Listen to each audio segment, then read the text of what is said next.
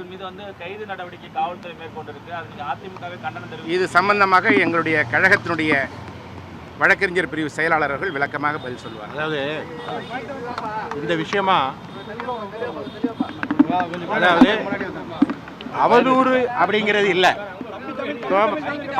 பழனி கோயில் விவகாரத்தில் பத்திரப்பதிவு நடந்தது உண்மை, அங்கு தவறு நடந்து விட்டது தானே அமைச்சரே சொல்லியிருக்காரு. அப்படி இருக்கும்போது அது தொடர்பாக கருத்து தெரிவிப்பவர்கள் மீது அது டெஃபமேஷனாக இருந்தால் என்னன்னா டெஃபமேஷன் கேஸ் தான் போட முடியும். போலீஸில் கம்ப்ளைண்ட் கொடுத்து அடியாள் மாதிரி போலீஸை பயன்படுத்தக்கூடாது. இப்போ இதில் கூட சென்னை சைபர் கிரைம் பிரான்ச்சில் ஒரு கேஸ் ஃபைல் பண்ணியிருக்காங்க. அது தொடர்பாக உயர்நீதிமன்றத்தில் நாங்கள் ஒரு வழக்கு தொடர்ந்து முன்ஜாமீன் வழக்கு தொடர்ந்துருக்கோம். நாங்கள் என்ன சொல்ல வரோம் அப்படின்னா, அது டெஃபமேஷன்னா யார் மேலே டெஃபமேஷன், மந்திரி மேலே டெஃபமேஷன்னா அவர் தான் கம்ப்ளைண்ட் கொடுக்க முடியும், அவருடைய பிஎல்லாம் கொடுக்க முடியாது. இது லீகல் பாயிண்ட். அப்போது தூய சக்தின்னு சொல்கிறாங்க. உங்கள் மேலே தவறு இல்லைன்னா நீதிமன்றத்தில் வழக்கு தொடுங்க, டெஃபமேஷன் கொடுங்க. ஏன் போலீஸை அடியாள் மாதிரி பயன்படுத்துறீங்கன்னு சொல்கிறோம். ஒன்று. இன்னொன்று, குதிரை பேரம் நடக்கவே இல்லை அப்படின்னு சொல்கிறாருல்ல. குதிரை பேரம் நடந்திருக்குன்னு ஒரு வழக்கு நடந்துட்டு இருக்கு பார்த்துறீங்களா ட்ரிப்ளிகேனில். நேற்று கூட பத்திரிகையாளர் எல்லாம் கைது செய்திருக்காங்க. நான் சொல்கிறேன், அந்த வழக்கை எப்படி நடத்த முடியும்? இப்போ குதிரை பேரம் யாரை பேசினாங்க, தாவக எம்எல்ஏ பேசினாங்கிறது ட்ரிப்ளிகேன் போலீஸ் ஸ்டேஷனோட வழக்கு. அந்த வழக்கு எப்படி தமிழ்நாடு போலீஸே விசாரிக்கும்? இப்போ ஒரு லீகல் பிரின்சிபல் இருக்குது, அதாவது no man should be a judge in his own case அப்படின்னு ஒரு பிரின்சிபல் இருக்குது. என்னோட வழக்கில் நானே நீதிபதியாக இருக்க முடியாது. அப்போது இந்த வழக்கு தாவேக்காவை விலை பேசினாங்கிற வழக்கு குதிரை பேரம் ஒன்று இருக்குது உண்மையா?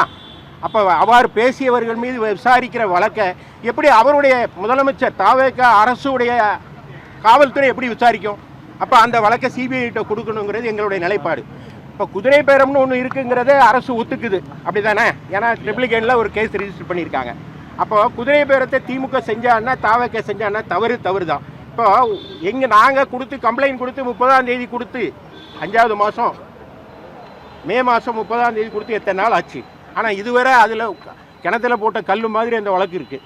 அப்போது குதிரை பேரம்ங்கிறது வந்து எந்த வடிவில் நடைபெற்றாலும் அதை விசாரிக்கிறது தூய அரசாங்கம். ஏன் பயப்படுறீங்க? எங்கள் கேஸை மட்டும் ஏன் இன்னும் விசாரிக்கவே இல்லைங்கிறதா எங்களுடைய கேள்வி. எனவே அவ்வாறு விசாரிக்காத போது இப்போ ஏற்கனவே விஜிலன்ஸில் நாங்கள் கொடுத்த கம்ப்ளைண்ட்டில் ஒரு பிரிமினரி என்கொயரி நடத்தப்பட்டிருக்கணும். இதுவரை நடத்தலை, எங்களுக்கு தகவலும் கொடுக்கல. அப்படி இருக்கும்போது நாங்கள் நீதிமன்றத்தை நாட வேண்டியிருக்கு.